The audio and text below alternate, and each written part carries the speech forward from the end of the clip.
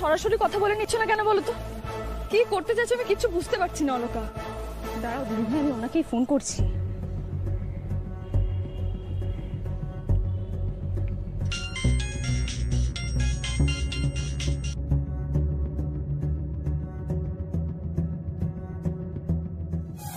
Hello, অধিকারিদা?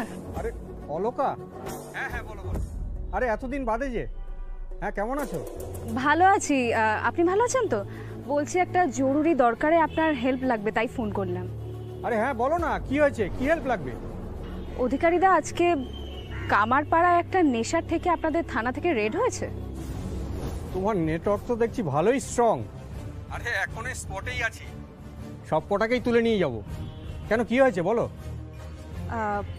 ওখানে সুতীর্থ চৌধুরী নামে একজন আছে।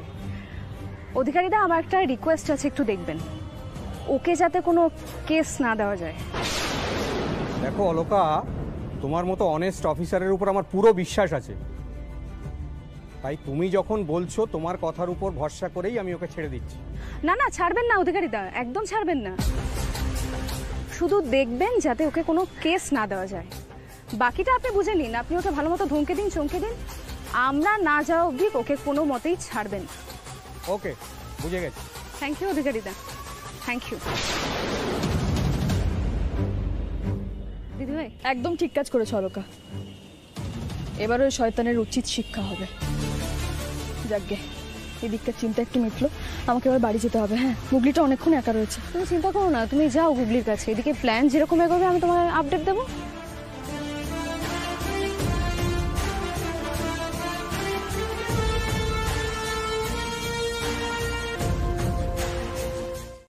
জানি না সঞ্চয়ন, আমি তো বুঝতে পারছি না তাহলে কি করে হচ্ছে বলো তো। আমার মেয়েটা দিনের পর দিন শরীর খারাপ হচ্ছে।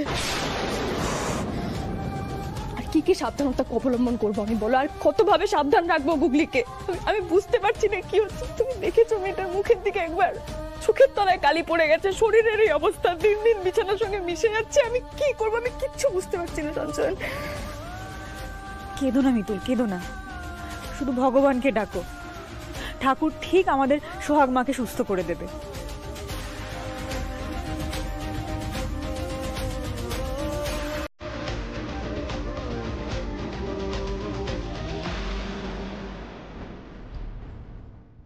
সুতীর্থ তো জেলে আটকে, তা সত্ত্বেও গুগলির শরীরটা তো খারাপ হলো। তার মানে সুতীর্থ কিছু করেনি। তাহলে তাহলে কি করেছে? তোর মিতুল মা সাথে আছে তাই আমি নিশ্চিন্তে ছিলাম, কিন্তু তাও দেখছি তুই তো আবার শরীর খারাপ বাদিয়েছিস। তুই এরকম করলে কি করে নিশ্চিন্তে থাকি বলতো? দেখুন, চিন্তা করার কোনো দরকার নেই, কারণ আমি তো খেয়াল রাখছি। তাছাড়া বাবা রয়েছে, মায়েরা রয়েছেন, এছাড়াও আমি একজন বাইরের ডক্টরের কাছে অ্যাপয়েন্টমেন্ট নেওয়ার চেষ্টা করছি। কিন্তু সঞ্চয়ন, তাও তো গুগলির শরীরটা আবার খারাপ হচ্ছে। দেখো, আমার একটা মতামত আছে, মানে আমি একটা জিনিস ঠিক করেছি।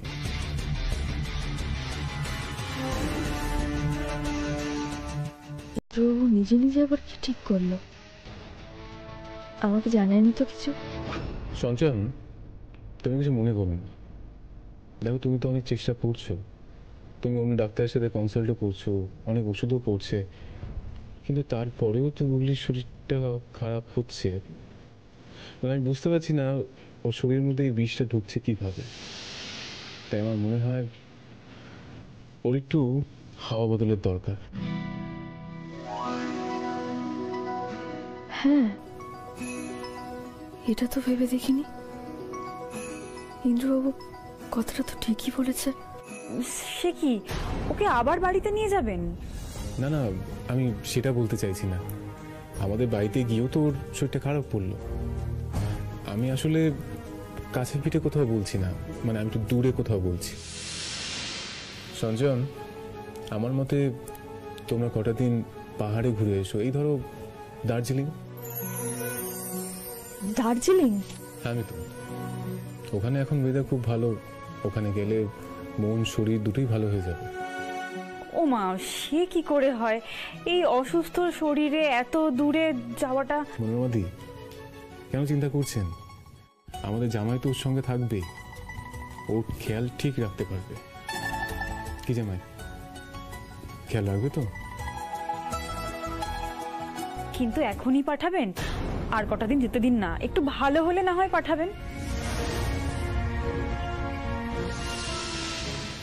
দেখুন মনোরমাতি, আমরা তো অনেক চেষ্টাই করলাম, যদি এই চেষ্টাটা করে সাকসেস হওয়া যায়। সত্যি কথা বলতে আমরা তো কেউ বুঝতে পারছি না গুগলির শরীরটা কেন খারাপ হচ্ছে, কিভাবে খারাপ হচ্ছে। তাই ভাবলাম যদি একটু বাইরে গিয়ে শরীরটা ভালো হয়। সঞ্চয়, আমি কিন্তু টিকিটটা কেটে এসেছি, আজকে রাতেরই টিকিট। সে কি, আজ রাতেই? এত তাড়াতাড়ি কি করে? তোকে কিছু চিন্তা করতে হবে না, আমি আছি তো সবটা গুছিয়ে দেওয়ার জন্য। তুমি খুব ভালো কথা বলেছো ইন্দ্রবাবু। আর বিয়ের পর তোরা কোথাও হানিমুনেও যা, তাই তুমি যতই বড় বড় কথা বলো আর যতই দূরে যাওয়ার চেষ্টা করো, পালানোর পথ তোমার সব বন্ধ। সংসার জীবন তোমার কোনো দিনও সুখের হবে না। কি বলছো মঞ্জুতি? যা বলছি বেশ করছি বলছি। তুমি তোমার সংসার জীবনে কোনো দিনও সুখী হতে পারবে না সোহাগের কথা আমি তোমায় বলে দিলাম। কেন জানো? কারণ আমার হাই লেগেছে তোমার উপর। আমি যেভাবে আমার কোনোদিনও সংসার করতে পারিনি, আমি কোনোদিনও সুখী হতে পারিনি, তুমিও পারবে না সোহাগ, কোনোদিনও পারবে না। এইভাবে শুকিয়ে শুকিয়ে মরবে তুমি, খোকলা হয়ে যাবে তোমার জীবন। দেখো না, দেখো দেখো দেখো, তোমার চোখের তলায় যেরকম কালি পড়েছে, একদিন তোমার পুরো গোটা জীবনটা এরকম অন্ধকার কালিতে ভরে যাবে। আর সেদিন তুমি ফিরে যেতে চাইলেও তোমার সব পথ বন্ধ, কোথাও পালানোর জায়গা থাকবে না তোমার। এই বাড়িতেই তোমাকে তিলে তিলে মরতে হবে। একটা কথা ভালো করে মাথায় ঢুকিয়ে নাও সোহাগ, তুমি কোনোদিনও সংসার করতে পারবে না। এখানে আমার কাছে তো মিতুল মা, বাবা মা সবাই আছে, কিন্তু ওই বাচ্চাগুলোর কাছে তো তুমি ছাড়া কেউ নেই। যাও সঞ্চয়ন, তুমি মানুষদের সেবা করবে বলে যে শপথ নিয়েছিলে তা পূরণ করো, যাও। আরে আমার দিকে দেখছিস কি? বৌমাকে একটা থ্যাংক ইউ বল। তোর জন্য নিজের শখ আনন্দ বিসর্জন দিতে একবারও ভাবলো না। থ্যাংক ইউ, এই সাপোর্টটার জন্য থ্যাংক ইউ সো মাচ। আমি আমি কথা দিচ্ছি যে আমরা অনেক জায়গায় ঘুরতে যাব, আর তখন টিকিট আমি কাটবো। ভালো কাজে গুগলি সব সময় তোমার সঙ্গে থাকবে, আমরা সবাই তোমার সঙ্গে থাকবো। তোমাকে এইসব নিয়ে ভাবতে হবে না, তুমি আগে যাও, ওদের সুস্থ করে তোলো, পরে একটা লম্বা ছুটি পেলে না হয় তখন চলে যেও। অবশ্যই যাবো, আমি আসছি। তাই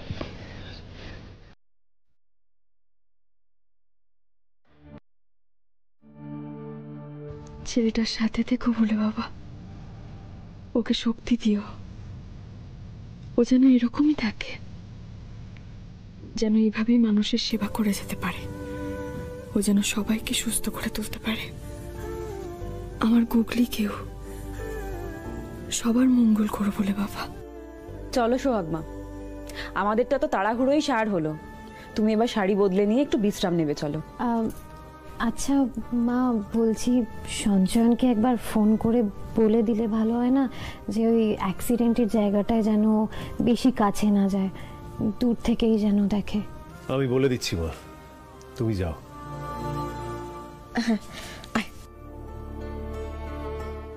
একটা কাগজ এনে দাও না গো, আমি একটু লিস্টে করে নিই। হ্যাঁ, আমি তুলে এনে দিচ্ছি।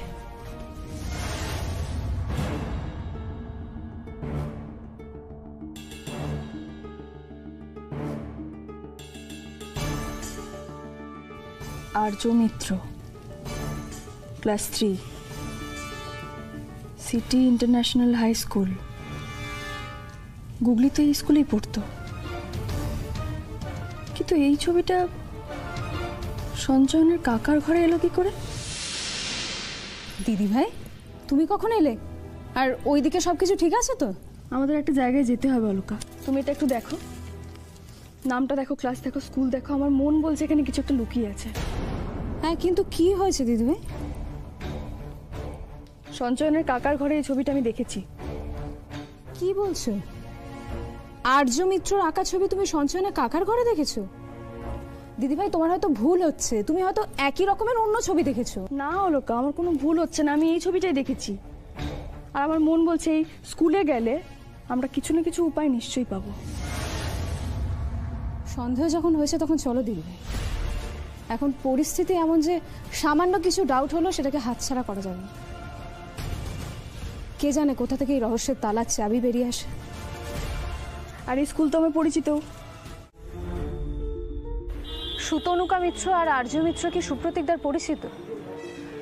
শুধু শুধু বাচ্চার ছবি সুপ্রতীকদার সামনে রাখতে যাবেনি বা কেন? আর সুতনুকা মিত্র যদি সিঙ্গেল মাদারই হয়ে থাকেন তাহলে কি সুপ্রতীকদার সাথে ওনার আগে সম্পর্ক ছিল? তুমি যেটা ভাবছো আমিও তো সেটাই ভাবছি অলকা। আর্য মিত্র সুপ্রতীকদার ছেলে, তাই তো? সুপ্রতীক বাবুর আলাদা একটা সংসার আছে, যার জন্য ওনার সংসারে এত টাকা খরচ হয়। আর সেটা কোনোভাবে চন্দ্রানিদি আগে থেকে বুঝতে পেরে গেছিলেন, তাই চন্দ্রানিদিকে শাস্তি দেওয়ার জন্য ওনাকে মারার প্ল্যান করেন।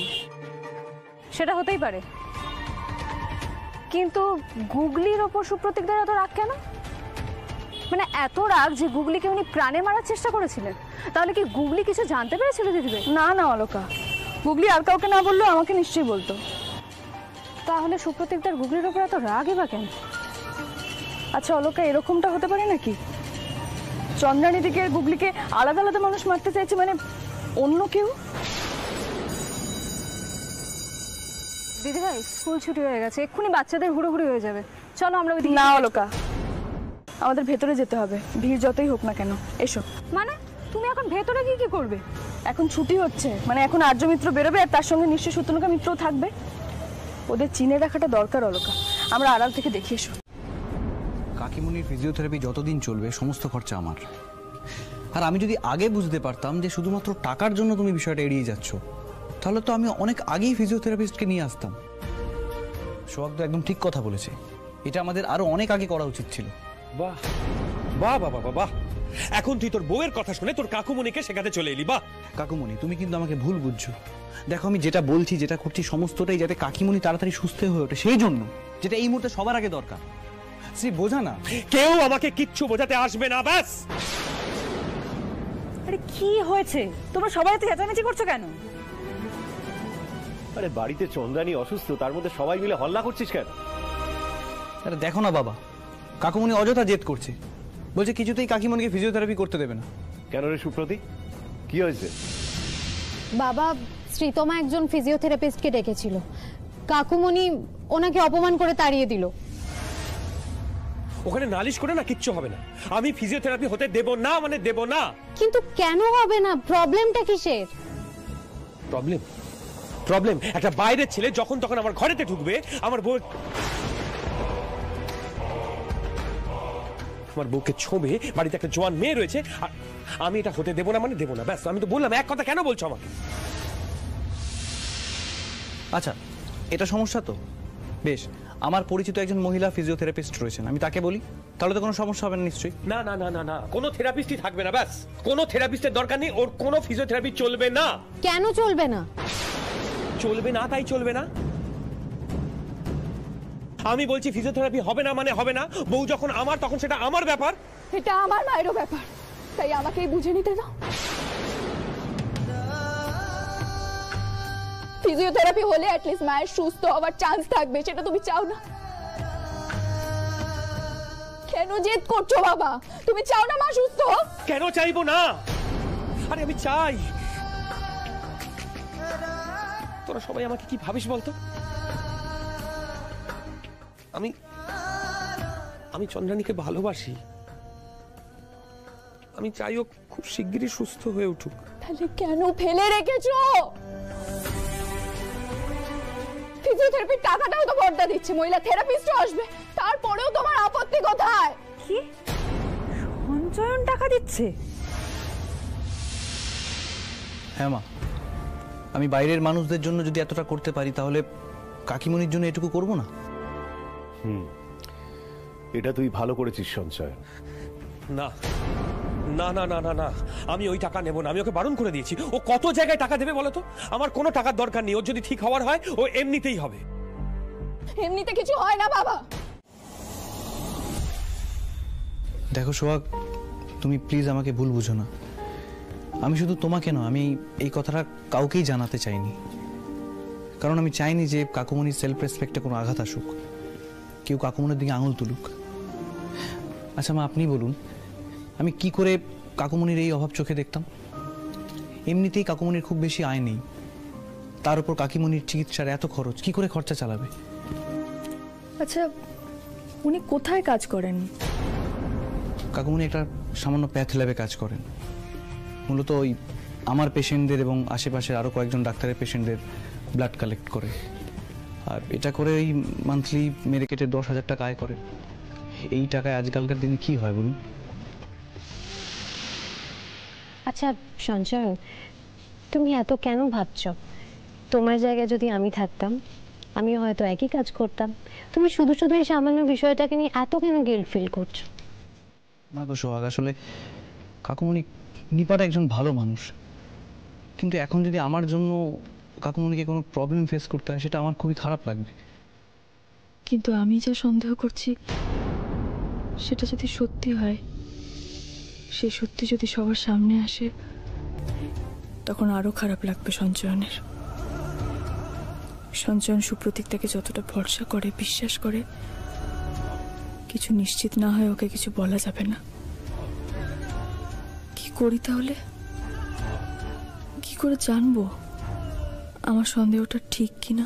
আর তাছাড়া কাকুমণির খুব বেশি সেভিংসও নেই। এদিকে শ্রীতমা বড় হচ্ছে, আমি দেখেছি এসব নিয়ে ইদানিং কাকুমণি প্রচন্ড চিন্তা ভাবনা করেন। সত্যিই তো, দিনের পর দিন এইভাবে কাজ করে যাচ্ছেন, খেটে যাচ্ছেন, অথচ মাসের শেষে এই কটা টাকা। এখনকার দিনে কি কটা টাকায় সংসার চলে নাকি?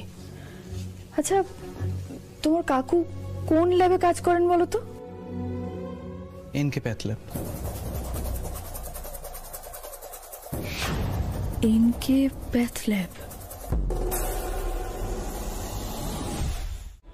এটা কি করলে দিদিভাই? কেন করলে? আমাকে আটকালে কেন এভাবে? আর একটু বকলে, বকাচকা করলেও ঠিক বলে দিত। বলতো না অলকা, ও একটা বাচ্চা ছেলে, তুমি বাকিদের মতো ওকে জেরা করছিলে। সবসময় ভয় দেখিয়ে কাজ হয় না অলকা। কাজ হচ্ছিল দিদিভাই, আর একটু হলেই ও সবটা বলে দিত। বলতো না অলকা, ও যেভাবে ঠোঁট ফোলানো শুরু করেছিল, একটু হলে কান্নাকাটি জুড়ে দিত। তারপর ওর মা এসে যদি উল্টে আমাদের চেপে ধরতো, কি বাজে কাণ্ড হতো ভাবো তো। বুঝতে পেরেছি, আসলে আমি নিজেকে কন্ট্রোল করতে পারিনি। সরি দিদিভাই, আসলে আমি ভাবতে পারিনি যে তীরে এসে ভাবে তোরই ডুববে। আর বাচ্চাটা সুপ্রতীককে চিনতেই পারলো না। তোরই এখনো ডোবেনি অলকা।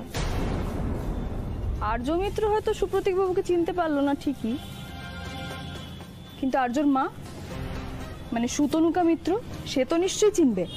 বাড়িতেই ডিরেক্ট? আর কোনো উপায় নেই, সরাসরি বাড়িতে গিয়েই কথা বলতে হবে। ঠিকই বলেছ। আর আমরা তো বাড়িটাও দেখে এসেছি, আর এখন বাড়িতেও থাকবে, এটাই সুযোগ। চলো চলো।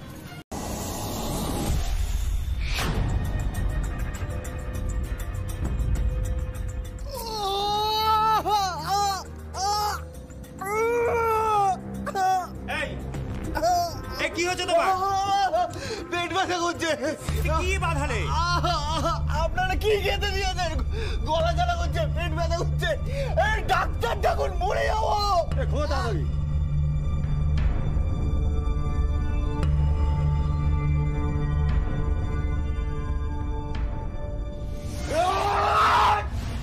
কি করছো?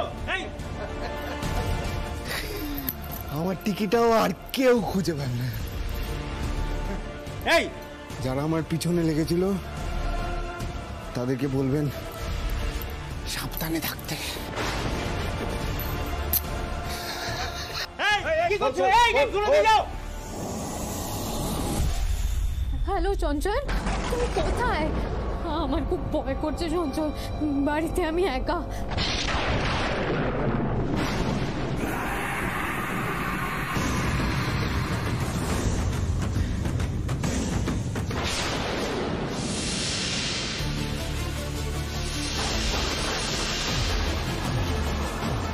তুমি?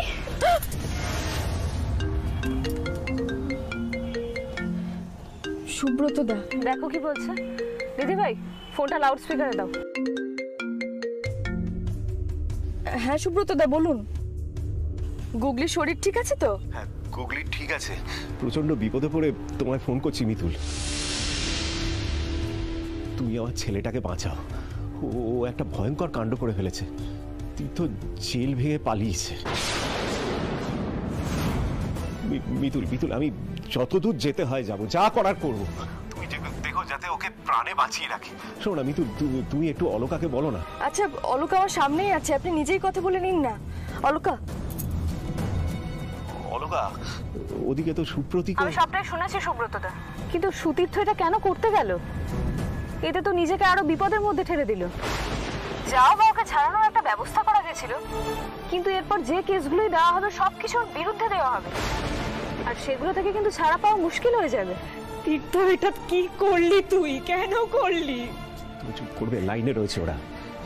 ছেলেটা এইভাবে বাড়তে বাড়তে হাতের বাইরে বেরিয়ে যাবে আমি একেবারে বুঝতে পারিনি। আস্তে, ওরা লাইনে রয়েছে। এরকম করলো, এবার আমি ওকে বাঁচাবো কি করে?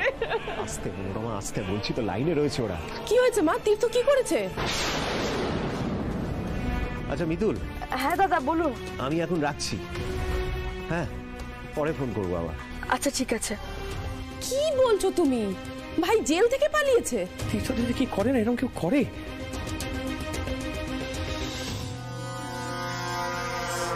মিতুল লাহিড়ী জানে না ও কার সঙ্গে পাঙ্গা নিচ্ছে।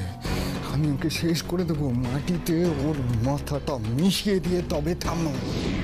তীর্থ একবার যখন বাইরে বেরিয়েছে তখন মিতুলদের আর রক্ষে নেই।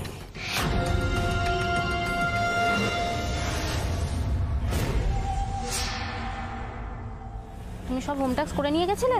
হ্যাঁ, আর আজকে টিচার যা পড়িয়েছে সব বুঝতে পেরেছো?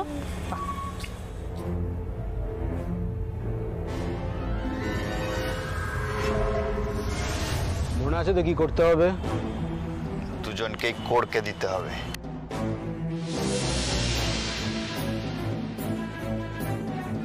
দিদি ভাই, গাড়িটা এখানে রেখেই এগোতে হবে। আগে থেকে গাড়ির আওয়াজ পেলে অ্যালার্ট হয়ে যাবে, আমাদের সব প্ল্যান ভেস্তে যাবে। ঠিকই বলেছো, পায়ে হেঁটে নজর রাখতে হবে। এসো।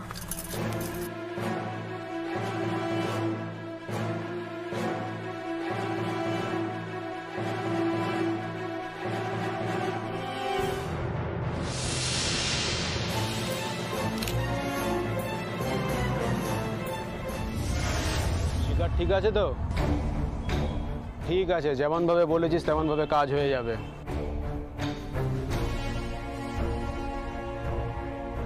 চলো দিদি ভাই।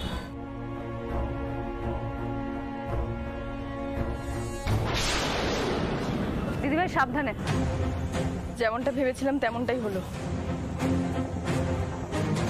কিন্তু আজকে আর আমি খালি হাতে ফিরবো না। দিদি দিদি,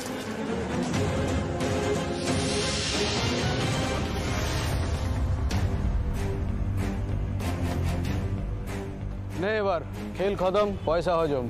লাফাকে এবার কতবার লাফাবে? এবার সব ঠান্ডা হয়ে যাবে। এই লোক আসছে, পালা পালা পালা। আরে ও সব জায়গায় হবে, ধরতে হবে। আগে জ্ঞান ফেরানোর ব্যবস্থা করো।